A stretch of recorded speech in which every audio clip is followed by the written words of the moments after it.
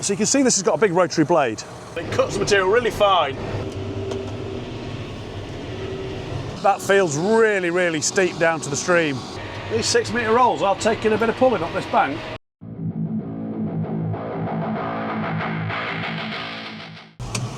Okay, so it's Monday morning. The last few days of September, the sun's still shining beautifully. We're really lucky with this weather this autumn. So we've got the 215. You'll have seen on Wednesday's video, be hooking up to the tractor. So you can see this has got a big rotary blade. And because of this helical spiral, each cutting edge is engaged in the soil. It's only engaged in the soil in 4 points at any one time, which is critical because we're going to put this into the ground. So because it's spinning so fast on the PTO, effectively only 4 points will touch the ground at any one time. I mean, it's going so fast that that's happening continuously, but it puts less stress on the machine. What we use this for is for cutting out foot drains. So you'll see this is an old drain that's been put in 4 or 5 years ago, and there's just a really shallow depression. So the idea being that in autumn, going into winter, these will get wetter than the rest of the grass field around it. And because these will just hold that little bit extra moisture, it creates a really good environment for wading birds for probing and feeding. Similarly in spring, as we move out of the winter into spring and into summer, these will stay wetter for longer, so breeding lapwings, curlew, any other wading birds that are nesting on the site, these will be really good probing areas long after the surrounding grassland. It doesn't have to be just for the purpose of breeding birds, it can be part of that grassland management for just moving water away from your grazing areas. Loads of applications for it. It's a bit of a tricky old thing to operate. We're running on 4 spool valves, so we've got effectively a fixed wheel here. We can just alter the height of that manually.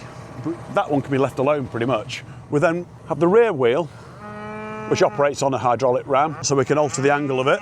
This front main running wheel here, great big wide tyre spreading the load, that moves up and down, and the top link, and the main beam as well. So there's 4 controls on the hydraulics to be able to get the angle how we want it to create the profile of the ditch side. Right, we'll start her up. You see that blade's spinning now.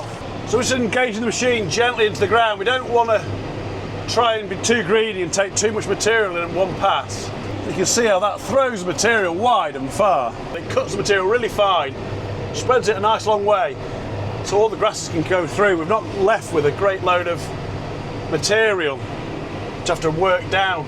So you can see how we've come down that foot drain. Just going to cross over it and work back along the other side. Hell of a bit of kit for this sort of work.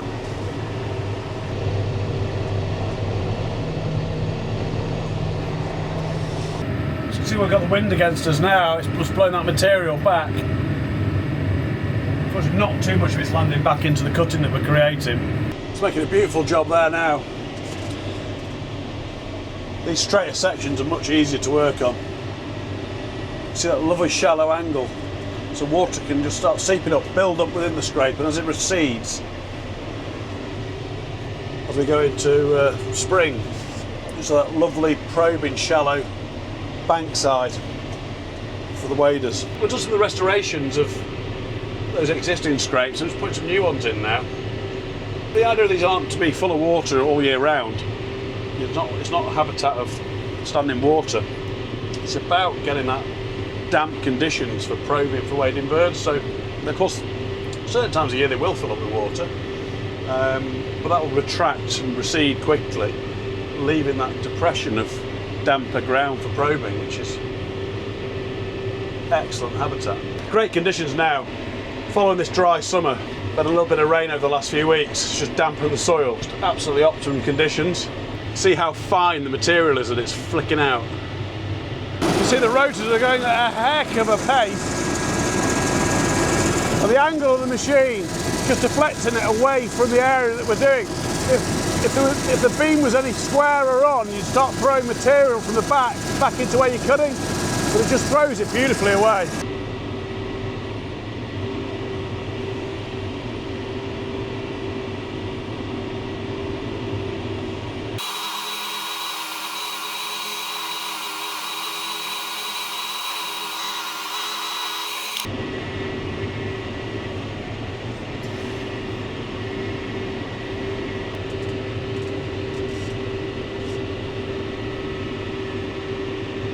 See the lovely finish it leaves, just grinding the surface down. It's like a friable finish. See how those rotors eating into the soil on that angle. All the grass roots there. This is just a pass up each side so far. We're already down nearly 2 foot in the centre, so it creates quite a furrow quite quickly. And how fine the material is that's just been sent out across here. So in these conditions where it's just damp, not too wet, it's only a very thin layer. Grasses will soon grow back through that. And it's spreading it here with this material, about 12 metres.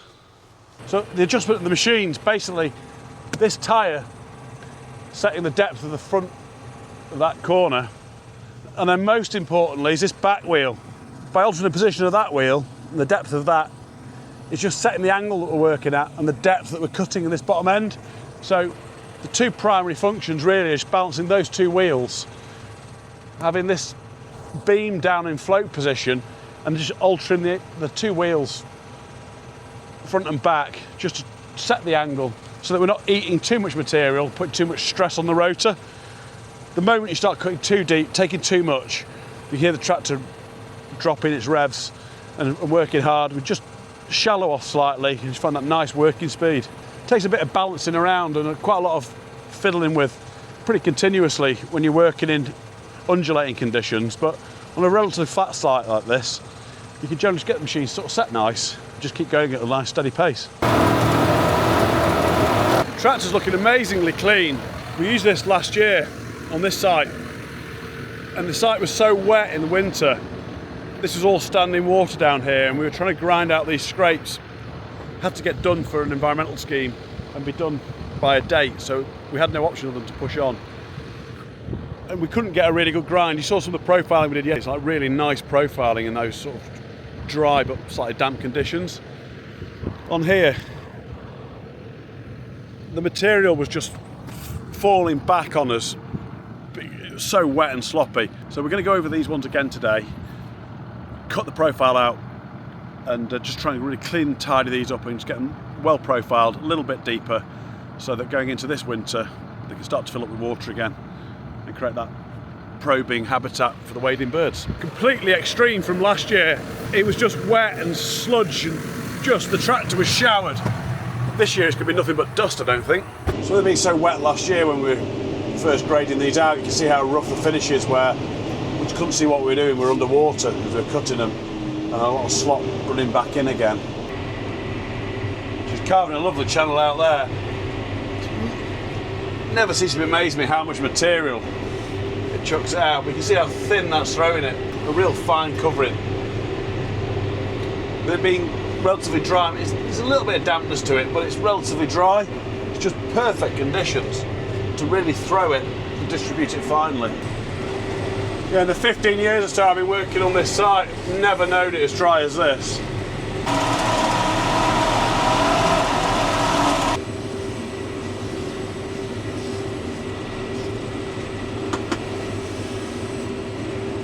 Because of the soil conditions, we're grinding out quite a profile here in one pass.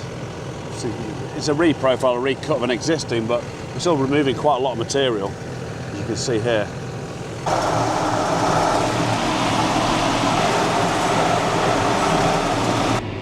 So let us know in the comments if you can think of anything else that this would be useful for. There are very few of these machines about in the country, and if you think of anything else that would be useful for grinding out these shallow impressions and throwing the soil, good to hear from you. Or equally, if you've got shameless plug. Yes, if you've got any habitat schemes where you want foot drains putting in, there are very few of these machines about. It's a bit of a niche thing that we do. Please don't hesitate to get in touch. Right, I'm back out for another day doing these foot drains. I had a little bit of a faux pas on the way here. I got forced down a really tight little narrow road. There's a tree branch hanging out. With the machine sat so high in the air, as you can see here, it's just caught the guard. It wasn't in my wing mirror, I couldn't quite see it. Dead tight, big oak tree hanging over. And it's caught this bar, it's caught the top of the bar. So you can see how that's bent down now. Really frustrating. What's worse is I can't carry on. Those rotors are going to hit this. So I'm in the middle of nowhere. I've got no tools that are going to move that metal. So it's either a long journey home and achieve nothing today, or we've got to come up with a bush fix. So what I've just done, drop the machine off 3-point links, it's about to drop the weight block off. I'm going to try and get the front arms under here and just lift that up, and hopefully there's enough weight in the machine that as I try and pick that up with one of the front link arms on the tractor, it'll straighten that back out. This is actually, it looks stronger than it is here. That's a piece of channel that's strong but fairly light in comparison to everything else. So that's taken the brunt of it, as this bar has. So hopefully we can pick that up enough to straighten it out so we get a proper job done in the workshop.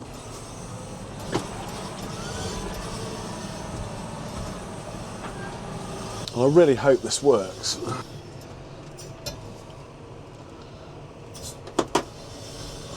So if I can just hook this front link under there, and hopefully that'll actually probably go with this one because it's on that side. Get that up there. Missed it. It's like going to the fair and hooking a duck.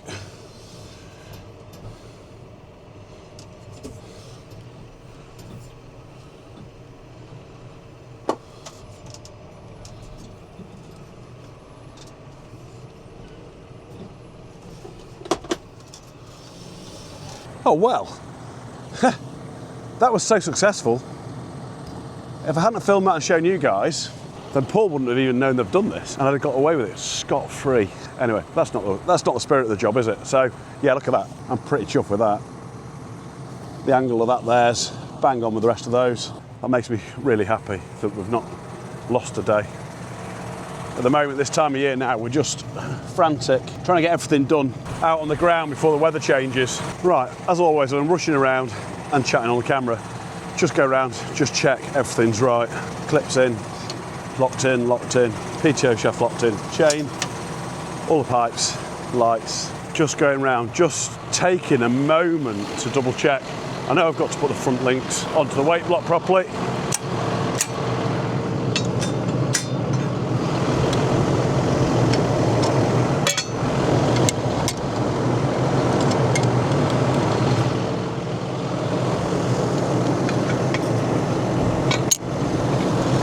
Always pays just to double check everything when you're rushing about. Don't want any more dramas.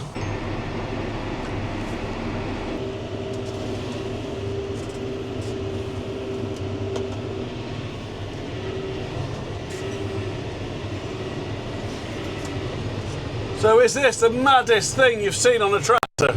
I hope you guys are all right under all that soil. That probably wasn't a great place to put the camera. Well, I hope you enjoyed the video. Difficult to get really good shots of what we're doing and how it's operating, but I hope it's given you a good feel of what this machine does. And hopefully you see something that's maybe a bit different on some of the other channels, and it's part of that mix of things that we do. If you've not already, really appreciate if you could subscribe. We're nearly at 1,500 subscribers already. I can't thank you all enough. Just blown away with the support. I think we're about 7 months into this now. Thanks for all your comments, all your thumbs ups, all your shares. And all of those who've taken the time to subscribe. It means so much to us when we're trying to make these videos. Yeah, really enjoying the process, but it's just like, just trying to stop, think what we're going to do today, and how we're going to film that and try and get some decent footage for you. So I hope you're enjoying it. If you've got any other things you want us to talk about, look at, see, drop ideas in the comments, and we'll cover whatever we can for you. Right, so on to the rest of the video. Just got a little bit of footage here from end of last week. We got asked to do a reseed, which I thought was going to be the last reseed of the year. Dissed up some ground a couple of times. I don't know if they've got footage of that. Out with the air seeder and rolls. Part of a really pretty farm. It's just an absolute undulating piece of our part of the world. So we've got that done, and I thought that was going to be the last reseed of the year, although I was out with a client yesterday, and I think we might have another 4 hectares to go and try and do next week in between rain showers. Disc up, power harrow, reseed, roll. So we'll see how next week pans out with that, whether the forecast is kind enough for us. And if I don't catch you at the end, thanks very much again. As I say, please don't forget to subscribe, and we'll see you in the next video. Have a great weekend. Well, it's a glorious evening tonight. We've got 3 fields that we sprayed off for a customer about 10 days ago. Grass has just started to die now. Customer's been through with flat lift and just subsoiled. I don't think this has been in permanent pasture now for over 10 years. Lay's just about worn out. So after the back of this dry year, we've had just trying to increase productivity of the field. We're going through now with the Bednar discs. Got this field to do, another field over there. You'll see in a minute, Paul's on top of the hill. There's a real steep banky field where I don't think we'll get up and down with the discs. So Paul's got the Rotovator on that field, like normal on this sort of turf stuff. Go through, and then second pass on a slight angle. I'm on the 215, we're pulling this along at 12k. Seems to be a kind of a nice optimum speed. Discs are so heavy, they're not bouncing out. It's really sort of chopping that turf up nicely. We're sort of, I think, coming up to the end of the third week of September. We're sort of like 21st of September, I think. So time's not totally against us, but we've got a really good forecast ahead this week. So getting it ripped up, client's going to power harrow it, and then we're going to come in, Cambridge roll it, seed it, roll it again. We get all that done before the end of the week. There's a little bit of drizzle forecast for weekend. Just catch it nice. This time of year now, there's no point messing around. If you're getting on with it, get it done. If it comes wet, then it can be caught out and then making a mess. And the last thing when you're doing reseeds on these grass fields is you want to be going into sub-optimum conditions, making ruts and marks and mess. You know, a reseed on grass is there for a long time. It's not like, you know, mauling the last of the corn in and then, you know, sorting the field out again next year. These grass reseeds want to be done when the going's good, because they're there for a long time. Yeah, so she's charging along nicely. Have a quick look at the fuel. So on this first pass, we're working at about 24 litres an hour on diesel. It takes a bit of power pulling these 4 metre discs. We're pulling them as deep as they go, so we're sort of disking down with the first pass at about 6 inches. And then the second pass, we'll just shallow them slightly. What I find on the second pass, if you go the same depth, you end up getting a bit blocked up with the trash. So we'll just shallow those off slightly down to about 100 mil, sort of 4 inch, for that top pass, for trying to tilt that up. Leaving it as level as we can so that the power harrow's got as little work to do as it needs just to get to that nice seed bed. As usual, both tractors are out with the starfires on, using the GPS, maximising our productivity, making sure we get full coverage. Nice to see where the grasses were sprayed off. Obviously we did that, I did that on the 6-130, I think it was out on the 130. Going with the guidance, we've got a total kill off everywhere. It's everything's going yellow. I'd like to leave it normally a bit longer. You know, this sort of 10 days, it's turning everything yellow, it's having an effect. It's kind of nice just to get really dead and the roots dying, but this time of year we just haven't got the choice. See Paul coming over the hill now. You can't see from here, but that field's really, really steep down to the stream. But the 185's pulling up and down that, no problem whatsoever. Paul's pulling faces at me because he's having to go so slowly with the Rotovator. He's watching me charge up and down with the discs and is obviously getting a bit impatient, but as you've seen on my hedge cut videos, I don't charge for lessons in patience. I'm out today with the grass seeder. Got the Brown's Harrows with the stock tag seeder unit on it. It's the same client I was out with the Bednar discs, and Paul was out with the Kuhn Rotovator, seen earlier in the video. Luke came up here yesterday and power harrowed it all. Been a lovely job, it's really worked down beautifully. And then he came up yesterday with the big Cambridge rolls and gave it all a nice roll. It's a lovely seed bed. Ground's worked up beautifully. We're now into the last week of September. Sun's shining, it's absolutely ideal conditions. I was watching PX Farms and James was talking about how ideal his seed beds were and how good the conditions were for all his autumn drillings. And yeah, we're just finding the same thing up here over in Cheshire as well for the grassland reseeds. Couldn't ask for better weather. There's a little bit of rain forecast for the weekend, so I think we should get a good shower tomorrow.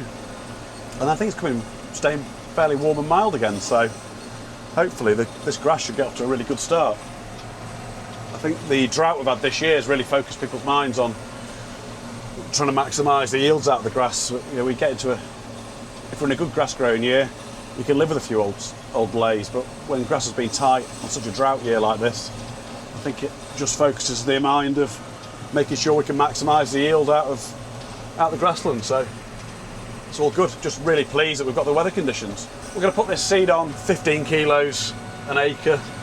It's about 37 kilos a hectare, something like that. So we've finished seeding these 3 fields. We've just brought the Cambridge rollers up now. So we'll just get them unfolded. We'll roll all the fields now. There's quite a bit of a moody sky above us, so I think we might get a drop of rain this afternoon. So if we can get these rolled before any chance of rain, be fantastic. Just loving the folding kit. It's just so nice to have bigger. Growing up in Cheshire, a lot of small fields around here and stuff like that. It's taken a lot longer for the kit to get to 4, 5, 6, 12 metre than obviously some of the big arable counties. Now we're finally getting into some slightly wider working kit. It does mean we can get on.